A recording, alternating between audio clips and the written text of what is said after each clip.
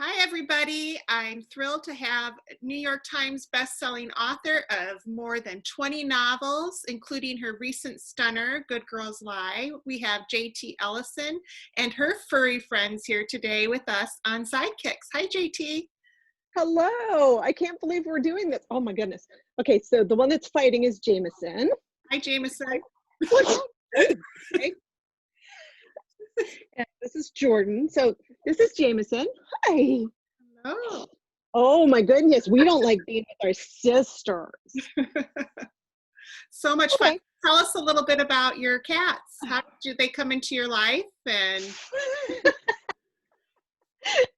Sidekicks with cats is not the easiest thing in the world to do. Come back what's here. not with dogs either. Lolo took off the other day too, so Yeah, okay. She just doesn't like being forced to be with her sister. I understand. So they're twins. They're twin sisters, and they are. We were. I had Thriller Cat. I don't know if you ever saw pictures of Thriller Cat, but she was my muse for many, many years, and all the books that I wrote. And when she passed away, we really didn't know what we were going to do. We waited for a very long time, and we had started looking, and we had 3 adoptions fall through. So it just, we were like, okay, apparently this isn't what we're meant to do. And then on Halloween, because, I'm a little bit pagan, we lit candles. We always light candles for our ancestors. And I always light one for Jade. And I told her, I'm like, we're really lonely and you need to let me know what to do here. Should we wait? And the next morning the phone rang, and it was a friend of mine who I golf with who said, listen, the shelter down in Franklin has a litter of, we wanted silver mackerel tabbies. That's what we were looking for. And they're spayed and ready to go home. I was like, oh my goodness. So I went down and they brought this one out in this she's tiny. She's really even tiny now. Okay, stop. Let you go. They brought her out and they brought her sister out, and I was like, that's it. There's no way I'm not bringing both of them home. And I called Randy and I'm like, we apparently have twins. He was like, what are you talking about? So they're twin girls. Come here, lovey. Jordan's like, I'm not doing it. Okay. So Jameson, her name obviously is a play on the whiskey, and Jordan is. Do you remember the show with Angie Harmon, and the character she played was Jordan? Yes. Was it Crossing Jordan? Is that what it was called? Jordan. Yes. Jordan. Yes. So that was a great show. It was a great show. And so that's where she got her name. Perfect. Oh, so much Yeah. fun. Now, it is. do they have favorite pastimes? What do they like to do during the day while you're working? So as I'm finding out, they have patterns, right? They have their schedule, their own habits and their own schedule, which, hold on one second. Let me see if I can grab this other one. Come here. I know you want to be on Zoom. I do. I know you want to be on Zoom. So this is Jordan. Okay. She's the much bigger of the two. She is so much bigger. She's like a whole pound more than her sister. Wow. She beats up on her. As you can tell, they're not getting along right like now. Typical sisters, right? Right? Okay. I mean, sisters. Totally. Yeah. Totally. So, where were we? We were on. We were talking about their favorite pastime. Oh, their favorite. Okay. So in the morning we get up, and it takes a while to get up in the morning because this one likes to sleep in the crook of my arm while I read the paper. Aww. And then, I have a hard time getting up with her because she's so happy. I love it. The second you want them on camera, and you don't want them on camera, they're parading around. Lolo purposely turns her back to the camera when I'm on screen. So yeah. So do they have guilty pleasures? Do they have like treats that they have to have, or? Yes. So they have allergies too. So, we have all these weird health issues. This one's allergic to chicken and salmon. So we have to get them all special food, very high-end food. The little one eats these great fiber treats that she likes to hunt them. Oh. So instead of, you just give her a treat, you have to, run them on the floor and throw them, and we've got hardwoods, and so it goes really far, and she chases them and jumps on them. I mean, they're crazy. They're crazy. So they like to get brushed in the morning, and at 11 o'clock it's treat time, and then they curl up and go to sleep, you know, for the afternoon while I'm working. And they're usually, you know, wherever I am, they're usually within a few feet of me. Nice. Well, and that, you know, that brings me, you talked about Jade, which I love the story about Jade, and how she was, or she was your muse. Yeah, was your muse. And so how do you think Jordan and Jameson contribute to your creative life now? Do they have a play in that? They absolutely do. It's really interesting because, you know, we love Jade so much that I thought if we had two, I wouldn't get as attached, right? That I would be splitting my love, and somehow that love would not be as intense. And of course, that's silly. It ends up being just double. You know, the capacity for the heart to love is much bigger than I actually ever anticipated. But they are the ones that, you know, during the day, well, before COVID, they were the ones during the day that were home with me. So, you know, I will talk stuff out and do dialogue and read little snippets, and, you know, constantly having to put the laptop aside because somebody wants to get in my lap, and, you know, you have to have a conversation with them for a little bit and then put them aside. But no, they are absolutely, it's fascinating how they become a part of your working life. You know, they're just always there.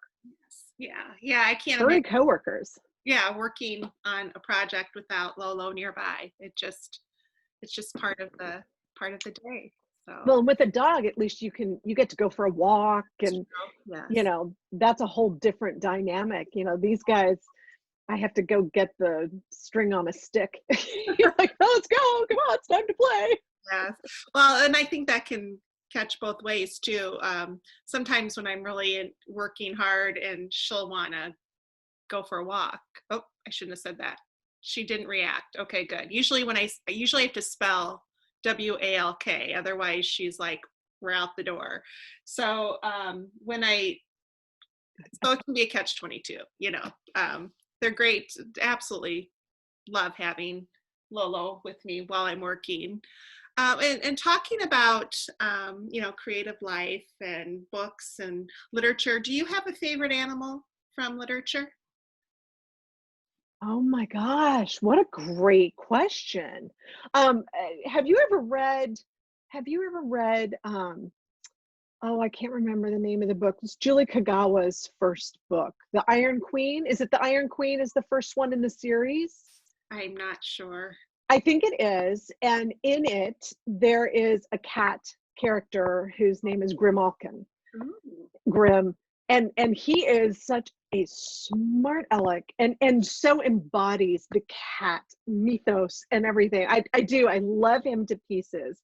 I also just finished The Splendid and the Vile by Eric Larson.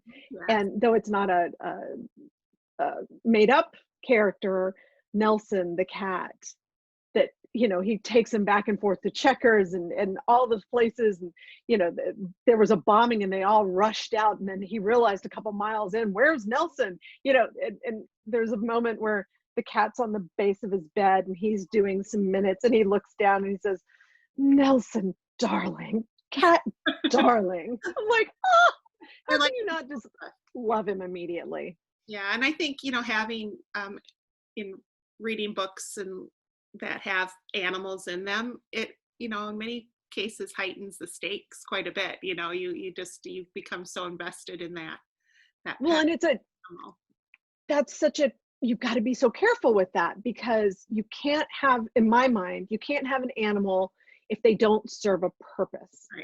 Right. So, I mean, Tear Me Apart is a perfect example of this. I had this phenomenal failure, a Belgian Malinois, and she's a failure. She's a dropout of the school. They're teaching her how to be a service dog, and she just didn't have the right temperament. She was just too goofy and silly, and she ends up, you know, my main character ends up adopting her, and takes her with him as his service dog on this big, huge trip. And I'm like, okay, there's got to be a reason for the dog to be in the book. It's got to be even more than she's his service dog. She has to be, you know, something bigger. And so it helped change the course of the book, having to give her a role in the story. Yeah. So that's fun. So much fun. Yeah. So tell me about what you have coming next for readers. What I have coming next. So the girls just helped me. Oh, let me grab Jameson. She finally calmed down. Hey, come here, you. Come here, skinny cat. All right, got the skinny cat so we can be sidekicks again. Yeah. So I just finished a book called Her Dark Lies, which will be coming out February 16th. And it is it's the story of a destination wedding that goes dramatically wrong.